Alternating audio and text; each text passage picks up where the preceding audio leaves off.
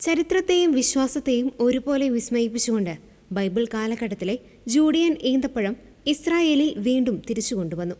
വംശനാശം സംഭവിച്ചെന്ന് കരുതിയിരുന്ന ഈ പുരാതന ഈന്തപ്പനകൾ 2000 വർഷം പഴക്കമുള്ള വിത്തുകൾ മുളപ്പിച്ചെടുത്ത് വളർത്തിയെടുത്താണ് ശാസ്ത്രലോകം ഈ അത്ഭുതം സാധ്യമാക്കിയത്.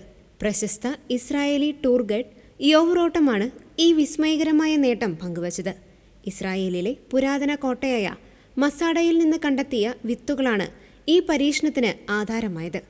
ഹെറോദേസ് രാജാവിൻ്റെയും പുതിയ നിയമത്തിൻ്റെയും കാലഘട്ടത്തോളം പഴക്കമുള്ള ഈ വിത്തുകൾ ശാസ്ത്രീയമായ കൃഷിരീതികളിലൂടെ മുളപ്പിക്കുകയായിരുന്നു. 2005 ആദ്യത്തെ വിത്ത് മുളപ്പിച്ചത്. ഇതിന് ബൈബിളിലെ ഏറ്റവും ദീർഘായുസ്സുള്ള വ്യക്തിയുടെ പേരായ മെതുസലേഹ് എന്നാണ് നൽകിയത്. ഇതൊരു ആൺപനയായതിനാൽ പഴങ്ങൾ ലഭിച്ചില്ല.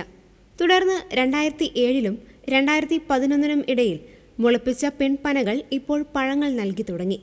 സങ്കീർത്തനങ്ങളിൽ നീതിമാനെ പനയോട് ഉപമിച്ചിരിക്കുന്നതും എസെക്കിയേൽ പ്രവാചകൻ ഭാവിയിലെ ദേവാലയത്തെക്കുറിച്ച് വിവരിക്കുമ്പോഴും ഈന്തപ്പനകളെക്കുറിച്ച് പരാമർശിക്കുന്നുമുണ്ട്. ആധുനിക ഇസ്രായേലിന്റെ ഈന്തപ്പഴ വ്യവസായത്തിന് പിന്നിൽ 1930കളിൽ ഇസ്രായേൽ ചാരസംഘടനയായ മൊസാദ് നടത്തിയ ഒരു രഹസ്യ ദൗത്യമുണ്ടായിരുന്നു. അന്ന് വിദേശങ്ങളിൽ നിന്ന് രഹസ്യമായി എത്തിച്ച ഈന്തപ്പന തൈകളാണ് ഇന്നത്തെ വലിയ വ്യവസായത്തിന് അടിത്തറപ്പാകിയത്.